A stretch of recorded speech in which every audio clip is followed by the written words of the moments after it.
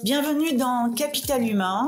Je suis Magali Siméon, ancienne dirigeante, membre de Comex dans des grands groupes et coach. J'ai vu à quel point les équipes, le capital humain peut transformer une entreprise. Mais la réalité est parfois difficile. Est-ce que vous avez du mal à attirer ou garder les meilleurs talents? Est-ce que vous êtes parfois frustré devant certains départs? Ou est-ce que vous vous demandez combien de vos salariés se lèvent chaque matin avec l'envie de donner le meilleur d'eux-mêmes? Dans ce podcast, nous proposons des histoires inspirantes et vraies, des stratégies concrètes pour transformer votre capital humain en un véritable levier de succès. Alors, est-ce que vous êtes prêt à transformer ou améliorer votre approche? Abonnez-vous et rejoignez-moi chaque semaine pour partager vos défis et célébrer vos succès.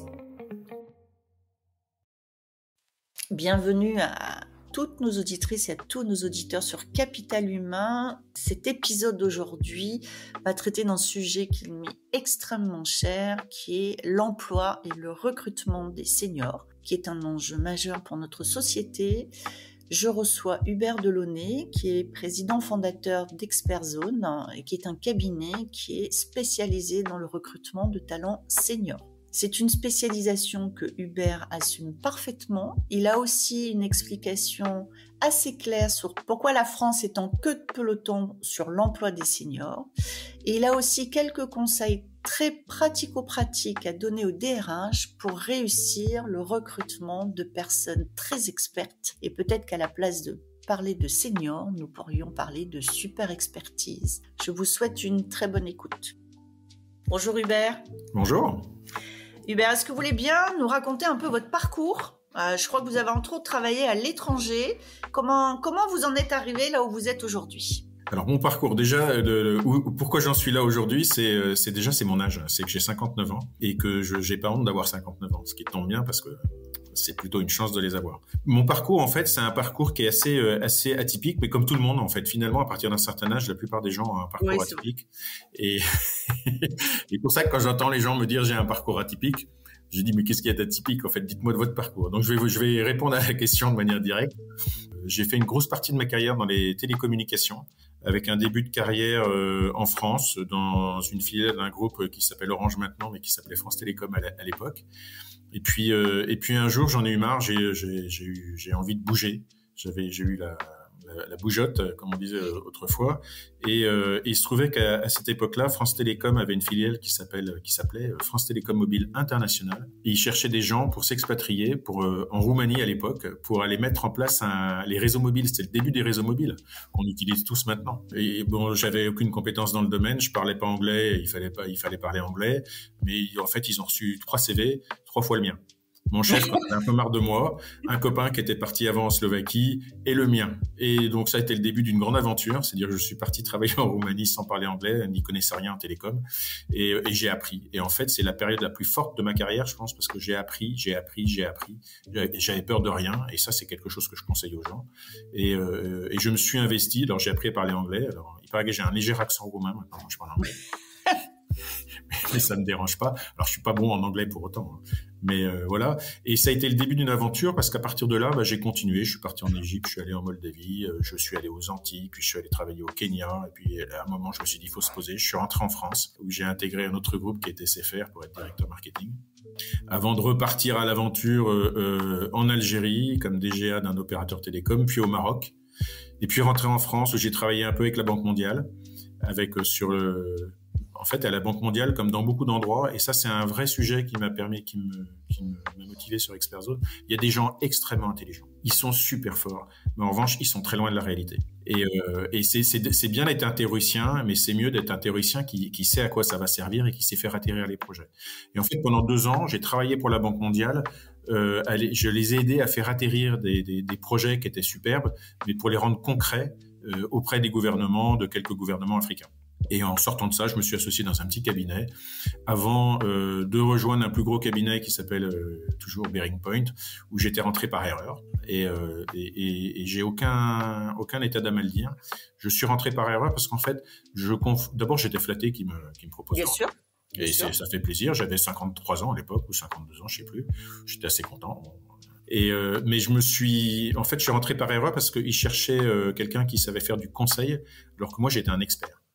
Et en fait, vendre du conseil et vendre de l'expertise, c'est pas la même chose.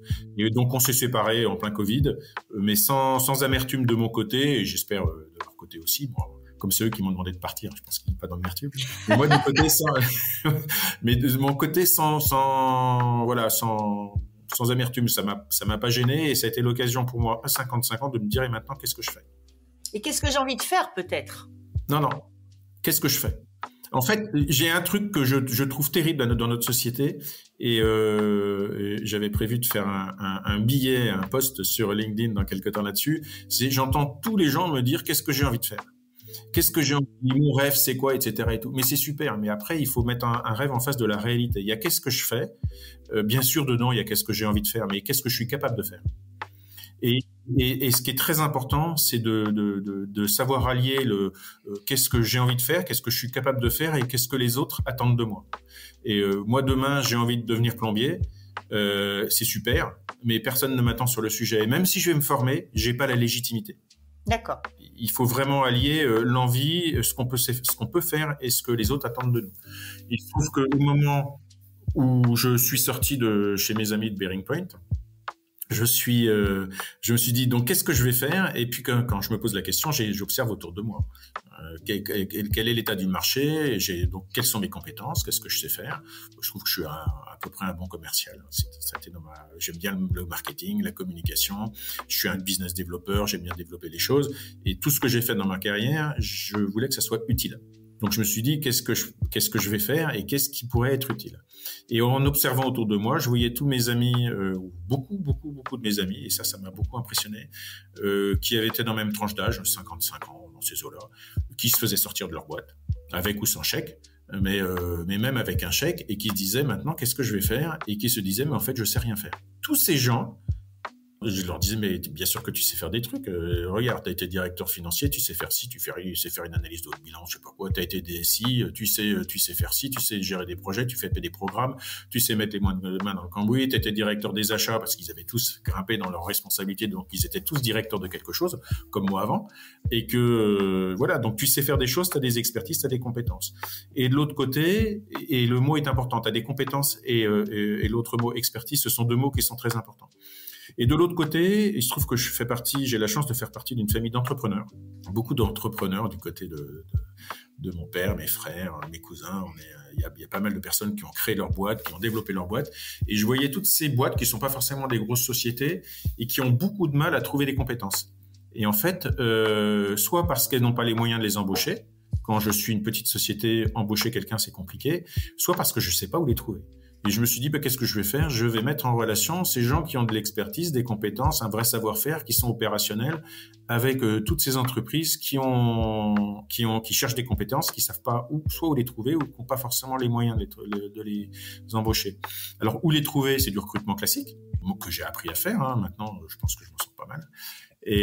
Mais c'est aussi tout ce que j'appelle les missions ponctuelles. C'est-à-dire que à partir du moment où vous êtes une petite entreprise et que vous pouvez pas embaucher quelqu'un, vous pouvez en avoir besoin pour une mission de 1 mois, 2 mois, 3 mois, où quelqu'un va venir vous aider à faire quelque chose.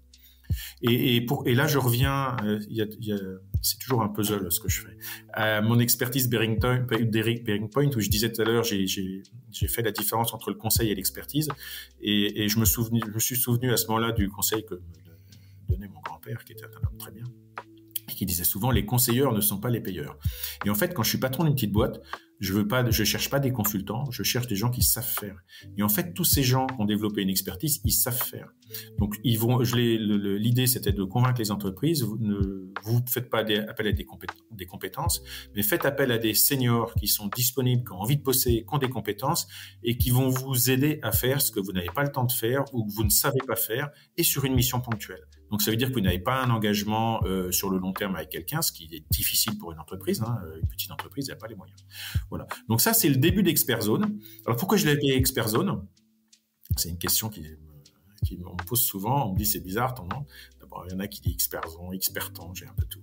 Mais ça, j'ai connu ça dans ma carrière, et sur des noms que j'avais créés, qui ont bien pris après.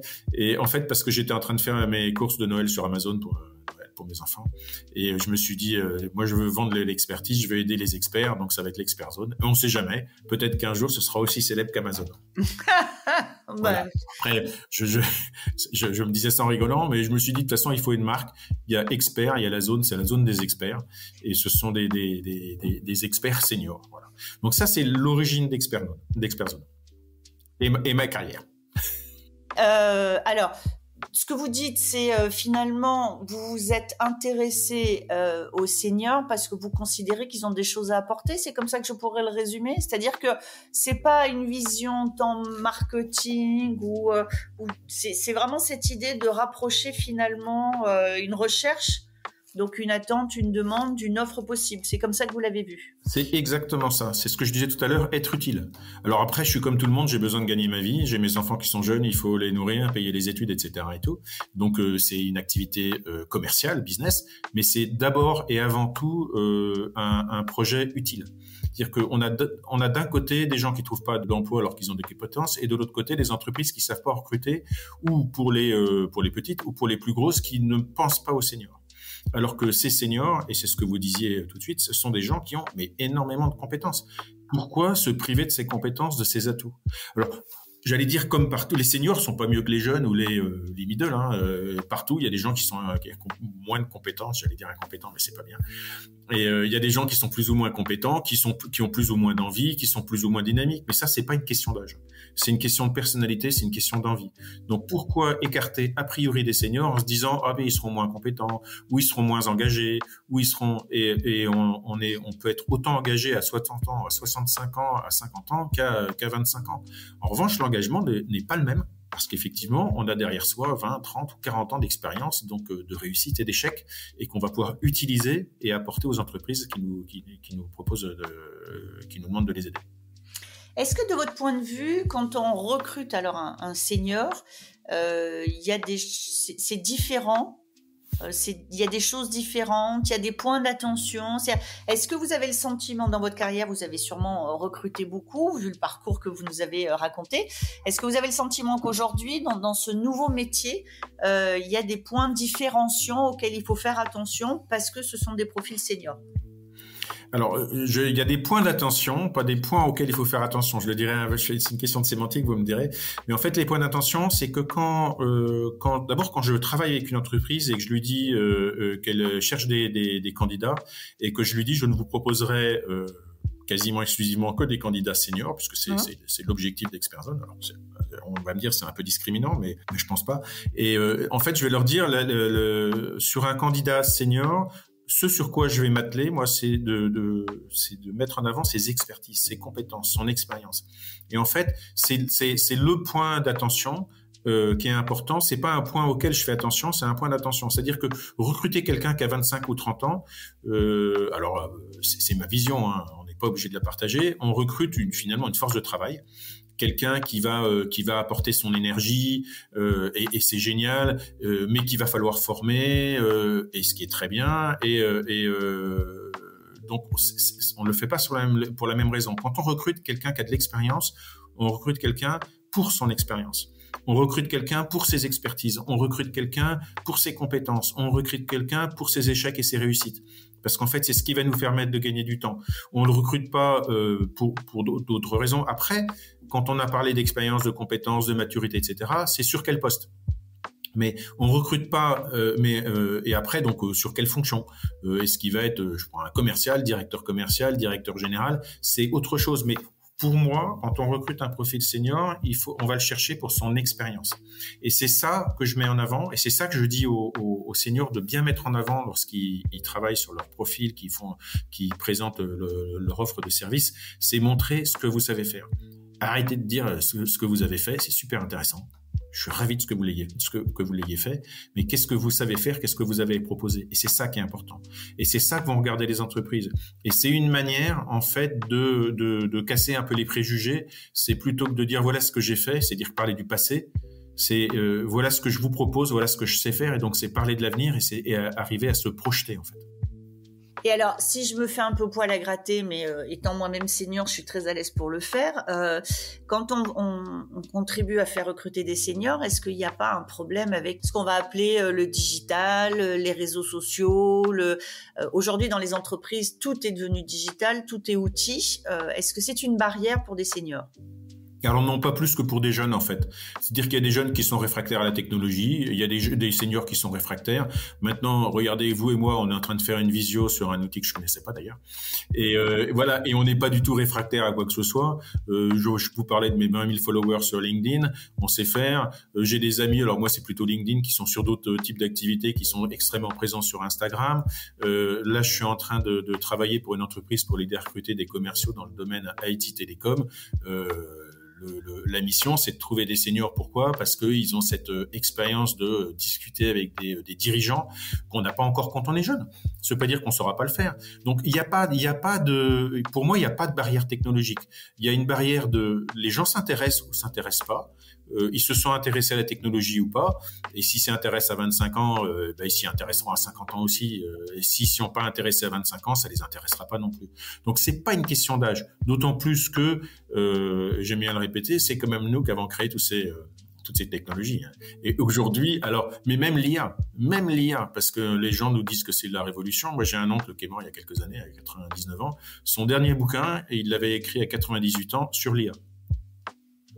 Bon, à 98 ans, il était considéré comme un expert de l'IA. L'IA, ça a été inventé de mémoire. Alors, je suis pas spécialiste, il y en a qui me corrigeront, mais dans les années 50. Après, c'est la manière de le traiter, c'est comment on l'utilise. Et là, avec des outils, les nouveaux outils, effectivement, on est en train d'avoir une accélération.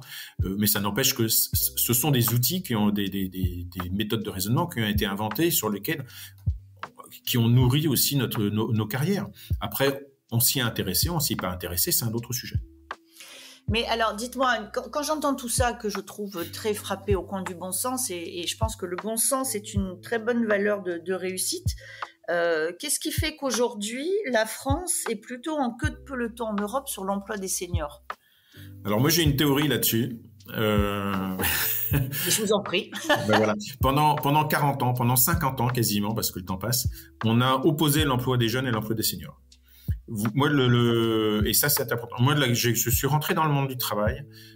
De mémoire, c'était fin 89 ou fin 90. Ça date dans le siècle dernier. C'était la dernière année où on trouvait finalement facilement du boulot pour un jeune. Moi, j'étais pas surdiplômé à l'époque. J'ai fait des études complémentaires après. J'avais plusieurs offres d'emploi. Après, j'étais pas très regardant. Je voulais bosser, c'est tout.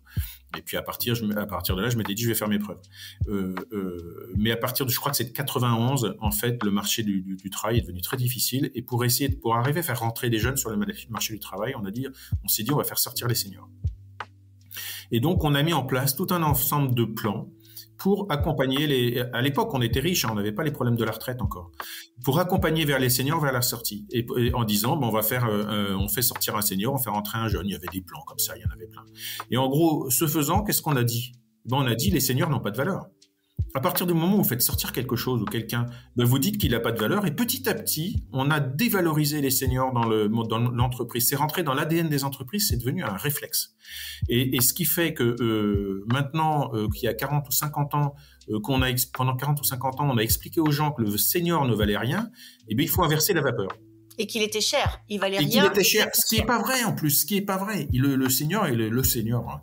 C'est un terme générique, hein, et c'est pas péjoratif dans ma bouche, hein, surtout pas. Donc voilà. Mais le candidat senior n'est pas toujours plus cher, d'autant plus qu'à partir d'un certain âge, il est prêt à revoir ses prétentions salariales. Il a payé sa maison, il a son appartement, il a payé les études de ses enfants. Donc voilà, il a besoin de vivre, hein, mais il n'a pas forcément les mêmes besoins. Il est relativement flexible, il peut bouger parce que il est moins attaché à un endroit. Les enfants sont plus à l'école. Donc pour revenir à ce que je disais, pendant 40 ans, on a changé, on a fait rentrer dans l'ADN des gens. On dit les entreprises, c'est vous, c'est moi, c'est tous les gens. Donc on ne peut pas accuser l'entreprise, il faut s'accuser nous-mêmes. On s'est dit, le senior n'a pas de valeur. À partir du moment où on s'est retrouvé avec cette problématique senior, il faut qu'on inverse la vapeur. Donc, on veut inverser la vapeur, et c'est ce sur quoi je me bats, et je suis pas le seul, on est nombreux, hein. Et c'est une bonne chose, mais il faut aussi changer les outils. Donc moi, il y a un truc sur lequel je milite. D'abord, c'est des bonnes campagnes de communication. Au lieu de faire des lois dans tous les sens, l'État, au lieu de nous faire pondre des lois, des mesures, des contraintes, etc., il mettrait quelques millions sur des campagnes de communication bien pesées en revalorisant les seniors, en disant à quoi ils peuvent servir. Je pense que ça serait très utile. C'est ce que fait l'APEC, hein. Ce que fait l'APEC très bien. Et franchement, bravo. Et puis, je pense qu'il y a un truc qu'il faut faire aussi. Alors, ça va pas plaire à tout le monde. C'est que toutes ces mesures de sortie pour les seniors qu'on avait mis en place dans les années 90 pour les accompagner, eh ben, il faut les arrêter. À partir du moment, et ça continue, enfin, moi je vois un nombre de mes copains, je suis désolé pour eux, mais qui bénéficient à 59 ou 60 ans de plans de sortie de gros groupes. Alors les petites boîtes, elles font pas ça. Où on va payer leur salaire jusqu'à la retraite, pris en compte une partie par les entreprises, une partie par la manne publique. En plein déficit, alors qu'on veut garder les seniors, stop, on arrête ces mécanismes. Alors il faut pas être brutal, donc il faut les arrêter petit à petit. Mais on devrait pas pouvoir dire d'un côté on soutient l'emploi des seniors et de l'autre côté continuer à avoir des mécanismes qui aident à la sortie des seniors. Et il y a une vraie contradiction sur le sujet. Je rejoins votre point. J'ai le souvenir d'une discussion, il y a quelques années maintenant, avec mon beau-frère qui disait j'ai bientôt 50 ans et donc je vais prendre ma retraite. Et à l'époque, je lui avais dit ça me semble un peu tôt, mais il était dans ce référentiel-là où dans sa boîte, après 50 ans, les gens partaient en fait. Et aujourd'hui, où il a dépassé ses 50 ans, il dit je suis un des derniers, c'est-à-dire que les générations avant moi ont été sorties. Alors, et plutôt avec un gentleman agreement réciproque, hein, c'est-à-dire, voilà, tu pars. Ouais, alors même que je suis pas sûre que ce soit très bon pour la santé. La retraite, ça se prépare. Si on n'a pas de projet, ne plus se sentir contributif à la société. C'est difficile. Je suis pas sûre que ce soit très bon pour la santé. Je pense que c'est très mauvais pour le moral. Mais c'est comme les gens qui se retrouvent sans emploi à 45, 50, 55 ans et qui ne retrouvent pas. Moralement, c'est extrêmement difficile. C'est extrêmement difficile parce que c'est ce que vous disiez, on n'est plus contributif et on a quand même ce besoin d'être utile, ce besoin de gagner notre vie. On aura beau nous donner des prestations sociales, pour la grande majorité des gens, c'est pas satisfaisant. Et même s'ils étaient énormes, de toute façon on n'a plus les moyens, mais même s'ils étaient énormes, c'est pas satisfaisant pour la grande majorité des gens. À 55 ans, on est loin d'être fini. J'ai un copain qui me disait l'autre jour, il te manque combien de trimestres, toi? Et lui, il a perdu son job, il a du mal à retrouver. Et donc, il était dans ce mode de calcul. Et ça m'a choqué. En fait, ce qui m'a choqué, c'est pas qu'il me le dise, c'est que j'avais jamais pensé à ça. Et donc, je lui ai répondu que je serais comme Molière. Mais, je mourrais au boulot. Mais pourquoi? Parce que moi, à titre personnel, mais après, je me vois pas m'arrêter, en fait. Après, qu'on décélère à partir d'un certain âge, ça, c'est normal. Je pense que je travaille pas avec la même intensité que je faisais quand je vous racontais ma vie en Roumanie, où je pouvais arriver à 6h30 du bureau au matin. Mais c'était un plaisir. Et je partais à 10h le soir. Et je revenais régulièrement le samedi ou le dimanche. Mais après, j'étais pas marié, j'étais célibataire. Donc, c'était un investissement, je m'amusais.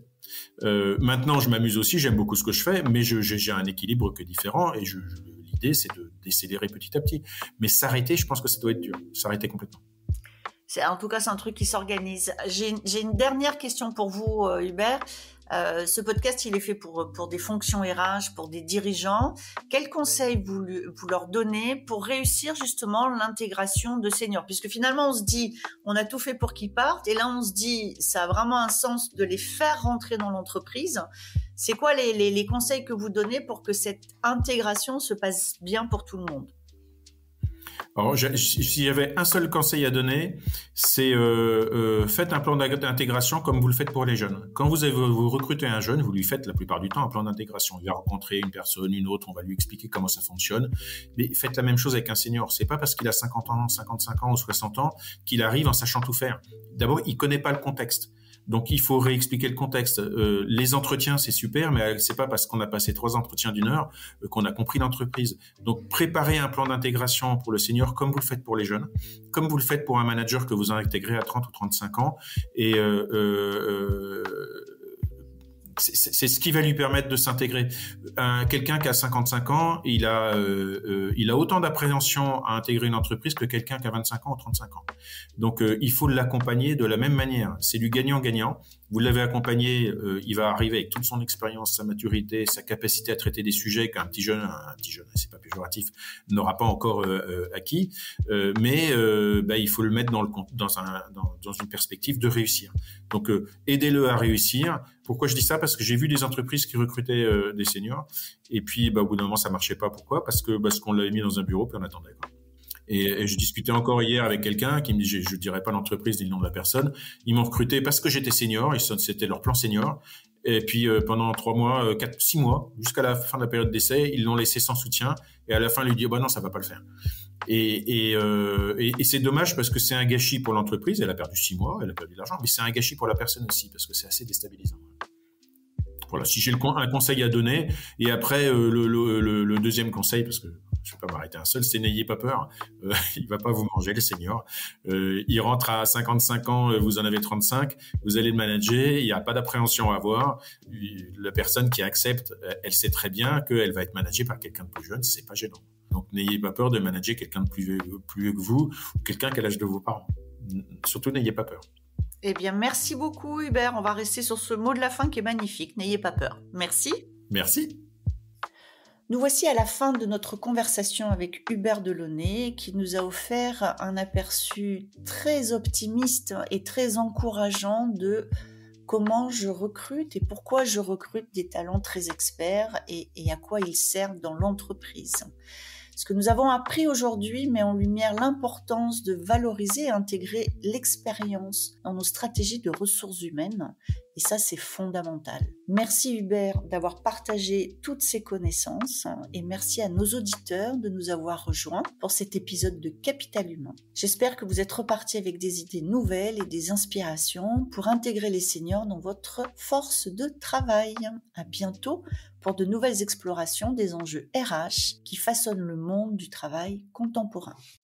Merci d'avoir été avec nous aujourd'hui. Si vous avez aimé cet épisode, pensez à le partager avec vos collègues ou avec d'autres dirigeants et à nous laisser une petite note. Ça fait toujours plaisir et ça nous aide beaucoup. Vous souhaitez en savoir plus? Abonnez-vous pour rester avec nous et sentez-vous libre de nous faire part de vos réflexions en commentaire. J'adore ça. Et si vous avez envie de partager votre histoire ou vos expériences, n'hésitez pas à me contacter sur mon site Lily facilite la vie info. À bientôt dans Capital Humain, le podcast pour que les salariés soient heureux et productifs.